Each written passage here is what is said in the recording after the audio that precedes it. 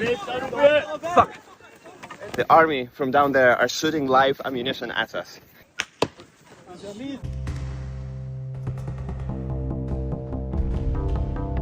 So not a lot of military action or kinetic action in the Iran war this past week.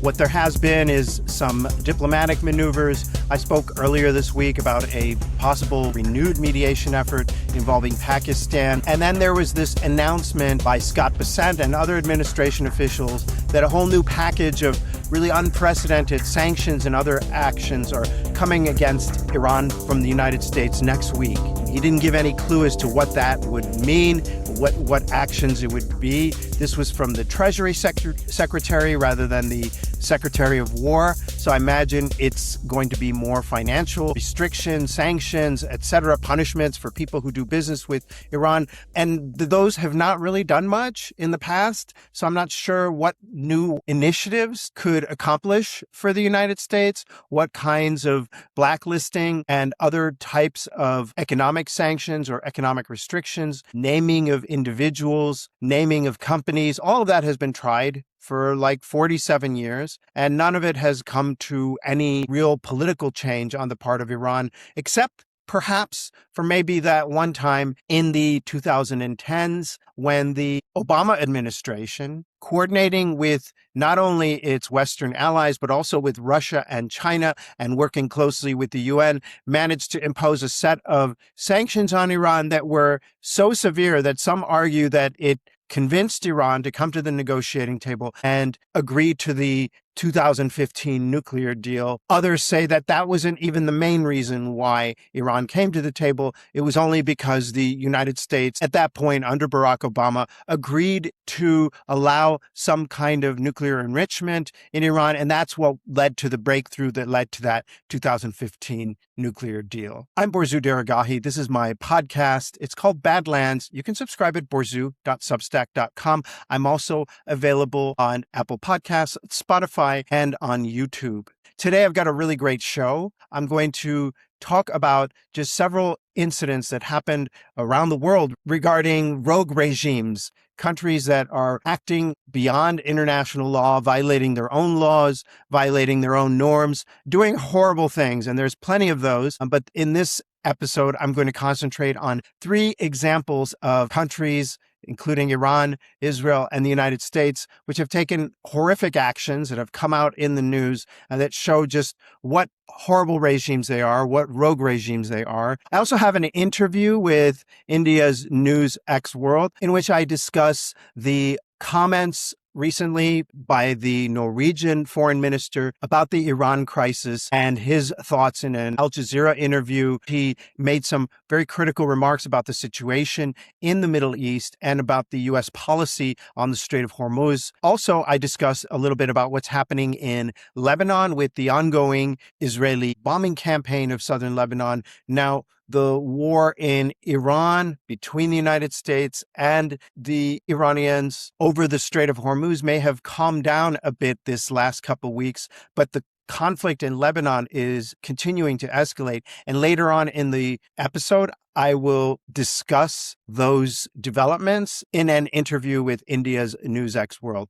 But today I want to just talk a little bit about something that emerged in the United States recently. It has to do with a family that has been completely destroyed by U.S. government policy, Trump policy. There's been some reporting about this in other news outlets and on other podcasts, but I don't think enough has been said about just how horrible what has happened here is. I think also that some of the reporting on this lacked a mention of how this incident may have come about. Let me just start with this letter that was published this past week in the weekly leftist news magazine, The Nation. The article is entitled "One Woman's Message from the Hell of ICE Detention." And it's by a woman, Iranian immigrant to the United States who's apparently on a green card. Her name is Maryam Tahmasabi. Let me just read most of it here. She starts off, "My name is Maryam Tahmasabi, and I am a professor of psychology and statistics at Los Angeles Pierce College, or I was until April 9th when my life and my family's lives changed forever. On that day, I was teaching a class when my son texted me saying that my husband hadn't picked him up from school and wasn't answering his phone, which is very unlike him. I picked my son up from school and came frantically back home and called the police thinking that something horrible must have happened to him. Even so, it never occurred to me that he could have been detained by ICE. These guys are permanent legal residents here with valid green cards. And her husband, his name is Isa Hashemi, also is a professor, and he is mentoring PhD students at the business psychology department of a school in the Los Angeles area. We have both mentored many PhD candidates, she writes, among whom are veterans who have served this country for decades. They have no criminal record, she says, not even a traffic ticket. I believed in the rule of law, she writes, and trusted that if there was anything wrong over our immigration status, the government would tell us through legal channels. She goes on to say that she was shocked to realize that an online smear campaign had convinced the U.S. government to try to revoke their green cards overnight without any due process or even telling them. Government had decided to punish her husband for being the son of a woman who was a translator for the Iranian hostage takers in 1979. And this was before Asa was even born, even before her husband was born. She goes on to say that this is bloodline punishment. She was hoping that the United States of America would not be a country that would punish someone for the sins of the father, so to speak, or in this case, the alleged sins of the mother. Not only was her husband detained, then her son was detained and taken away, and they were all shipped to a camp, an ICE camp in Texas, in a horrible condition that I won't elaborate on, she writes. And she's remained in Texas ever since. They've spent 120 days in the Dilley Immigration Processing Center, away from her husband and her son's father. He was taken to a different facility in Texas where he faces even more horrible conditions, she writes, and faces them alone. Any requests for reuniting the family have been denied and rejected. That in her specific case, family separation is the policy and the rule. We have been put through hell for the past 4 months, and our physical and mental health have deteriorated in ways that might not be reversible for years. We are only allowed to speak with my husband for 10 minutes every 2 weeks under supervision. My son, who only speaks English and has been in California's school system since pre-K, is struggling to understand why the only country he considers home is treating him this way. And she goes on to ask for help. This case merits some kind of public attention. It just shows how crazy the U.S. has become under Donald Trump and this ICE regime. This is just so awful because of this conflict with Iran. Ordinary Iranian Americans, in this case, a recent immigrant to the United States, are treated in this way. If there is some cause for this situation, if this couple did something, they lied on their application or something like that, they misled authorities, they should be allowed a day in court or their day in court. They should be allowed to make their case. They should be allowed to come into a courtroom and argue against the deportation order or whatever it is. If they're going to deport them, well, go ahead and deport them. But to hold them in this camp in this particular way seems incredibly cruel and unacceptable for the United States, which went to war against Iran, supposedly for helping the Iranian people. At least that's what the claim was at first. No one smart or serious really believed that. But this targeting just seems gratuitous. These are not political activists. They didn't even come up with some excuse like he was supporting or she was supporting the regime on social media. Social media, that's where this whole thing started. There's this woman, her name is Masih Alinejad. She's in New York City, and she's just this like narcissistic, attention-seeking activist. She has done some decent things. Like, for example, she was behind the movement of women taking their scarves off in public in Iran. And I thought that that was good. And when she did that, I praised her work for that, because I think that what Iran does to women and the rules that it imposes and the hijab rules that are now and more being flaunted, I thought that they were really unjust. And to her credit, Masih played a major role in that. But she seems to have really bought into this image of herself. I think it's something that you see in activist communities where the activist becomes a little bit famous and they just become these psycho attention-seeking narcissists. And I think there might be some other personality issues there involved. She is kind of like Laura Loomer, that psycho pro-Israel right-wing freak who's always trying to out people and so on. And so she was the one who initiated this campaign against this poor family. It's just wrong to visit the sins of the mother, whatever she may have done, onto this poor family, onto this kid, this 16-year-old kid, and make them suffer in an ICE detention camp.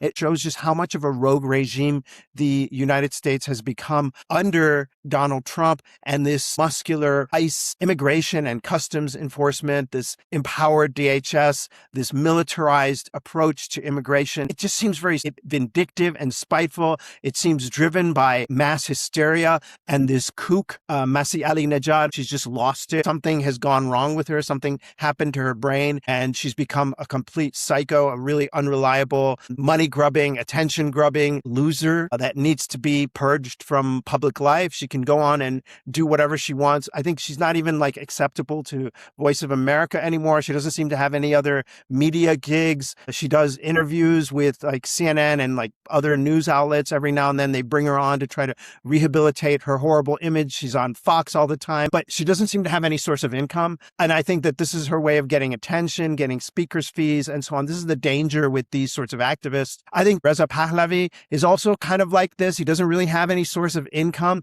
Money was looted by his accountants early after the revolution. And so his speaking gigs, his role as a professional activist and agitator is all he has. And I think Masih Ali-Najad is someone like that too. And for the US government to be listening to people like this, to be acting on the whims and propaganda of losers like Masih Ali-Najad is just really off the rails. And it just shows just what a complete disaster the United States has become domestically. We have seen these kinds of treatments of immigrants and people being thrown into ICE detention centers who are even US citizens, people being killed by ICE. And in this particular case, a nice little family who has done nothing being stuffed into a camp that, as some have pointed out, is similar to the Japanese internment camps. In this particular case, it's like the way that the United States during World War II took honorable Japanese Americans who had done nothing wrong based on no crime and put them into camps as a security measure. This seems akin to that. Also, among rogue regime actions that took place this week and deserves scrutiny was this extraordinary development where some poor sap in Iran was hauled before police and arrested for nothing more than having a poster of the Shah in his house. He was arrested for likes he apparently had made on Instagram and later taken to court. The imprint on the video that I'm about to show you, it suggests that it was something that was done by the special branch of the security forces. And he was forced to give a TV confession, then thankfully didn't give his name. I'm not sure the video that I saw on social media that I verified as something coming from state television obscured his face, thankfully, but I'm not sure if that was something that was done by the activist who posted it. But this video is just quite disturbing, and you can just sort of see how disturbing it is. Let me play it for you. The child has been influenced. The child was under the influence. This was a poster on the wall in this man's house. What's his job? Porter, 41 years old. Why were you arrested? I put posts under Pahlavi. I put likes and comments. It was the child's phone. We liked it. It was a mistake, he says. How does a kid know what long live the Shah mean? How does a 10-year-old know this? It was the child's phone. You yourself posted a story. Your wife also posted in support of the Pahlavis. You disturbed public opinion. You made a mistake. We made a mistake. We didn't understand. So you can see here, this poor guy, he's perhaps forced to lie, say that it was his innocent 10-year-old son who made these likes on Instagram. Perhaps he's telling the truth. Not sure, really. This is just unbelievably evil and sadistic. This is the paranoid way in which the regime in Iran operates. And it's really ugly. You see this every now and then when there has been something in the country. The regime loves forced confessions. They love televising confessions. And it's really transgressions of many different borders and boundaries between different institutions. You have the media involved. You have a journalist here, whatever he is. If he's a journalist, he's pretending to be a journalist. You have this poor sap who's just a laborer, desperate. He describes himself as a porter, basically working in the bazaar, carrying stuff here and there, probably living in economic misery if in fact he is a real person and not an actor that is staging something for the Ministry of Intelligence. There's evidence that the regime has been involved in that kind of activity as well. Here you have the regime using media as a way of terrifying people and scaring them. Just for the record, I mean, if he had Shah or monarchist propaganda or paraphernalia in his house, I mean, like if you go to the antiques bazaar in Iran, they sell that stuff. It's like not that huge of a deal. Okay, so he was displaying something in his house, in the privacy of his home. So he liked something on Instagram. He didn't shoot a cop. He didn't even go out on the street and protest. This guy, perhaps frustrated by the economic situation that he's in, liked an Instagram post, wrote perhaps "Long live the Shah" on his Instagram and on social media. And then they're trying to show that even if you do that, even that little bit of protest, that little bit of dissatisfaction will get you in front of the TV, getting interviewed and humiliated. This guy's accent is very working class, kind of rural, not someone from a very sophisticated background. They're saying to the people of Iran, even this guy here will screw up his life, will destroy his family, will drag his son into it, humiliate him in front of millions of Iranians who are watching this. It's a scare tactic. It's a terror tactic. It's a way of exercising control, show trials, and these forced public confessions, whatever this is, if it's staged, if it's real. I think everyone can see just how ugly and evil it is. It's really something out of like 1984 where someone is publicly destroyed because he liked something on Instagram, because he had a piece of paraphernalia in his house, not anything violent, just exercising his speech. No, that's not acceptable in the Islamic Republic of Iran. Your life will be ruined. Okay, maybe they won't put this guy to death. Maybe he'll even get a suspended prison sentence, but really it's the idea of just how much control they want to project, how much power they want to project, how much humiliation they want to inflict on this poor sap. And the message is, look at what we did to this guy. Imagine what we'll do to you. Imagine what we'll do to you if you go out in the street and protest. This guy is having his life ruined because he posted a like on Instagram, made a comment on Instagram, and had a little piece of crap in his house. Imagine what we'll do to you if you go out in the street and protest because your wages aren't paid, because you are against the regime, because you want change. That really qualifies Iran as a rogue regime. Before we get to the last and final rogue regime of the week, I wanted to play a little commercial. Hi, I'm Borzu Deragahi, host of the Badlands podcast and writer of the Badlands newsletter. You can find me on Spotify. You can find me on YouTube. You can find me on Apple Podcasts. You can also find me on Substack. That's where I'm usually at Borzou, BORZOU.substack.com. Now, I'm trying to get people to upgrade their subscriptions and get paid subscriptions. I have enough ethics that I wouldn't put my lovely teenage daughter in this video in a bid to encourage people to upgrade, to show what a nice person I am and how I'm deserving, and I need a little bit of extra cash to help take care of my life and keep doing this work. But I am shameless enough to show you my daughter's cute puppy, lovely puppy, Bella. Hey, Bella, good dog. This is such a good dog, such an amazing puppy. She's super, super sweet, super nice. I don't know what this has to do with geopolitics, but I know that she's a super lovely puppy. And if I could get a little bit of cash to help pay for her treats and her training. Hey, puppy, good puppy. I love puppies. And if you love puppies too, maybe you should subscribe to Badlands. Get a paid subscription as a gift for anyone in your life who might be interested. Thank you so much.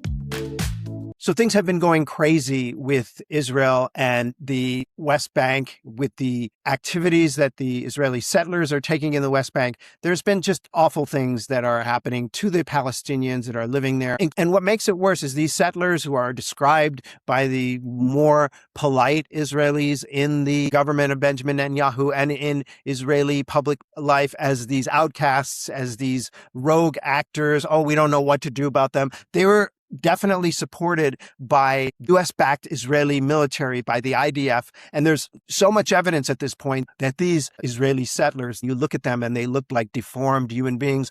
Obviously, the pro-settlement Israelis are unleashing the most psycho, sick, mentally disabled portions of their society. These people who look like they need to be in institutions, all these settlers, they look physically unwell as well as mentally unwell. They're misshapen heads often. And I think oftentimes the Israeli government just unleashes these people onto the West Bank and onto Palestinians because they know that these guys are unaccountable goons who believe that the West Bank is their birthright. And the Israeli, what the difference is now, these people I think have always existed in Israel, but I think now the security forces are backing them. They're conferring with them. They're consulting with them. And there's some horrible stuff that has been happening in the West Bank. And it got so horrible that even some mainstream U.S. media has begun to cover it. Here's a report from CNN. The view from this Palestinian home is the same from every angle. Israeli settlers everywhere you look. For days now, they've set up camp and surrounded 3 homes on this hilltop in the occupied West Bank in a bid to force the residents out and take over. They've cut water and power lines and have tried to stop anyone from approaching. All of this is illegal, and yet this is what happened when Palestinian residents first called the Israeli military. The soldiers joined the settlers in prayer.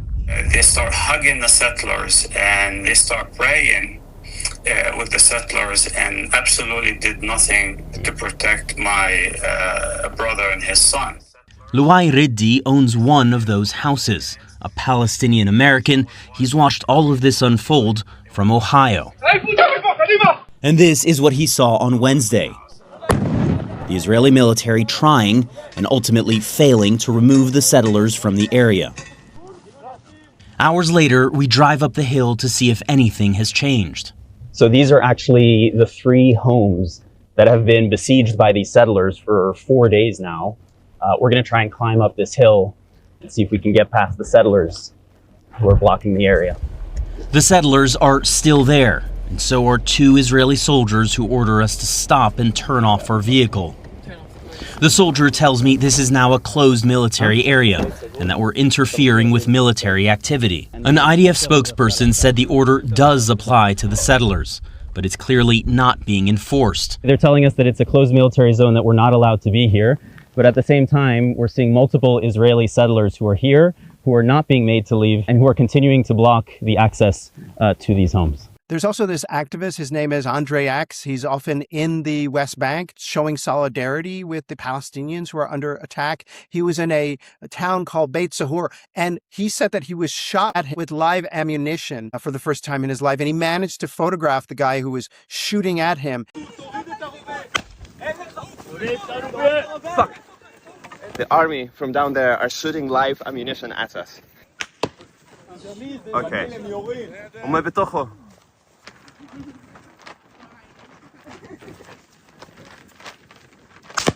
Fuck. Hey! Move away from here, says the settler. Right now. Move away from here, move away. Move. This is private territory. You entered our house. Activist, this is not your house. Settler, this is our house. Palestinian, this is my house, registered in my name. I am the owner of the house.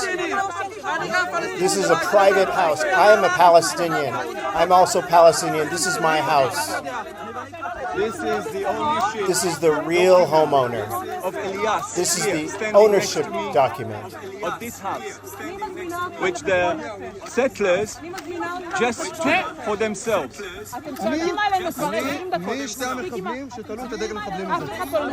Who are you terrorists who set up these terrorist flags, he says of the Palestinian flags. Apparently he wasn't shot, he wasn't wounded or injured, but the guy was shooting at him. And this just shows the increasing ferocity of these settlers, these extremely violent settlers. They are more and more violent. They have more and more impunity. They're doing more and more extreme things. And it's just, I think, a matter of time before the real horrific bloodshed starts. And what the worry is, and what everyone is concerned about, even some reasonable people in Israel, is that this will in turn spark another uprising by the Palestinians in the West Bank, that there will be violence from the Palestinian side as well, that there will be radicalization of the West Bank communities against Israel. And that will be used as an excuse for the Israelis to implement the Gaza option and the southern Lebanon option against the communities of the West Bank, against the cities of the West Bank, the urban and rural population of those areas, just as the Israelis have turned Gaza and Lebanon, southern Lebanon, into rubble. How extreme are these settlers and how violent are they? They're so violent that even Ambassador Mike Huckabee, who basically, he gets on his knees every day and fillets Benjamin Netanyahu. He's the most pro-Israeli American I've ever experienced. This Bible-thumping Jesus freak who was appointed ambassador to Israel, and he is so pro-Israel, he accepts everything that the Israelis tell him. Even he was on Twitter calling them Israeli terrorists. That kind of extreme language just shows how upsetting what is happening in the West Bank is, how obvious what is happening in the West Bank is, and how extreme the rogue regime in Israel has become. I think that qualifies Israel as the top rogue regime of the week. And it's a very crowded field of competitors. We had the United States, we had Iran, but I think that Israel gets the top bill for the most rogue regime of the week. What do you think? Let me know in the comments or send me a note. Here's that brief interview with India's NewsX World about Iran and Lebanon. Now, Norway Foreign Minister has said the war has strengthened hardliners in Tehran rather than weakening them. Has the conflict ultimately produced the opposite political effect to what its architects intended? Well, it didn't really achieve any of its goals. I think that the Norwegian foreign minister in that interview with Al Jazeera, I believe it was just stating obvious facts to anyone who's watching. They didn't achieve any of their goals. One of those goals was regime change. It actually produced the opposite result, which was regime consolidation. And it does appear that, at least for now, and Iranian domestic politics can be complicated and full of surprises, but at least for now, those hardliners have a stronger voice, have a stronger presence. Those who are in favor of continued confrontation with the West seem to have the upper hand for now. And you can see that in the very aggressive stance, as has been reported by both Iranian officials and Western media analyzing what the Iranians are doing, a much more aggressive stance militarily. They're no longer just responding to American attacks now. They're actually going out, and when there's total calm and placidity, they're launching attacks on the Americans. And that's very new for the Iranians. And it does indicate that, if not necessarily hardliners, but people who are more radical and aggressive are taking charge in the country. He's also described the war was neither very smart nor consistent with international law. How significant is criticism from a NATO member and a European government at a time when Western countries remain extremely divided over this conflict? Well, actually, to a large extent, Western countries, other than the United States, are not that divided. Everyone thinks this was a bad idea. Even those hesitant to criticize the United States at the beginning, like Germany, they are now part of the Spanish-led faction, if you will, that has been opposed to the conflict from the very beginning.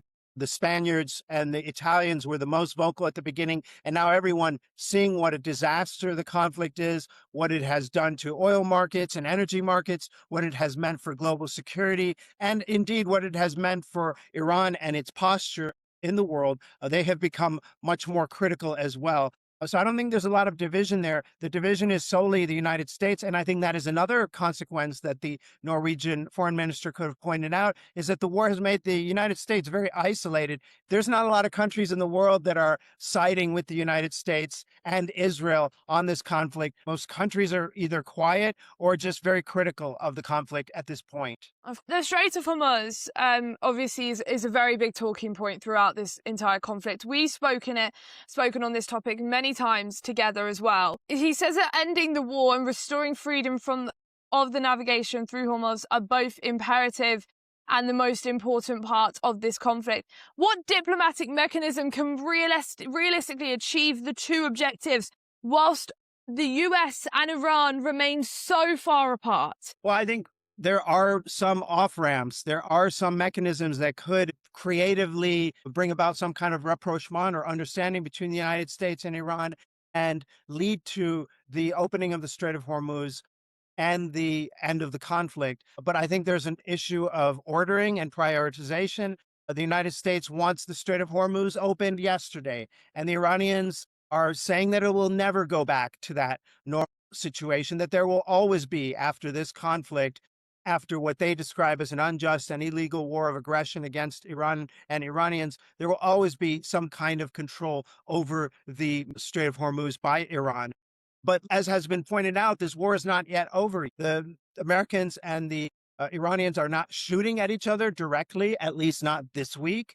But there are these blockades, the Iranians blocking ships from coming into the Strait of Hormuz, except under grave peril of Iranian drones and missiles, and on the part of the Americans, preventing Iranian ships from leaving the Strait of Hormuz and leaving the Persian Gulf. Blockades are an act of war. So we're still in a situation of war right now. So we're a long way off of a negotiated off-ramp from this conflict. Lebanon is reporting continued Israeli bombing, like we mentioned, explosions and ground movements across several of these towns in the south. How significant is this latest escalation, particularly given ongoing efforts to reduce hostilities along this border? There's been no reduction in hostilities along the border, at least as far as Israel is concerned. They continue to destroy villages. Israeli officials boast about the number and extent of the villages that have been completely decimated and destroyed along this rather densely populated civilian area. It is rural, but in that southern corridor, there's a lot of agriculture. There's a lot of villages, including Christian villages, that have been completely wiped out. And the level of boast on the part of Israeli officials is rather disturbing. Israel has long, for decades, coveted the area, the territory in southern Lebanon, south of the Litani River. And so this is, to many people in the region, seen as part of this expansionist agenda on the part of Israel, seen as part of the Eretz Israel, Greater Israel project. And that is the worry that some people in the region have, some Western diplomats as well. And there is another issue as well. Iran itself has linked the ongoing conflict in Lebanon to the broader conflict with the United States. And it has said that as long as there's no peace in Lebanon, there will be no peace more broadly as well. And so Israel, by continuing the violence and continuing the aggression in Lebanon, it is fulfilling its objective of making sure there is no lasting peace or truce between the United States and Iran. They want this war to go on. Benjamin Netanyahu at least wants it to go on until the October elections. He realizes the widespread view that the war has been a failure, the Iran-Israel-US war has been a failure, and wants to keep the conflict going so that it doesn't seem like a total failure once those elections take place in late October. I'm Borzu Dergahi. This is my podcast. It's called Badlands. You can subscribe at borzu.substack.com. I'm also on Apple Podcasts, Spotify, and YouTube.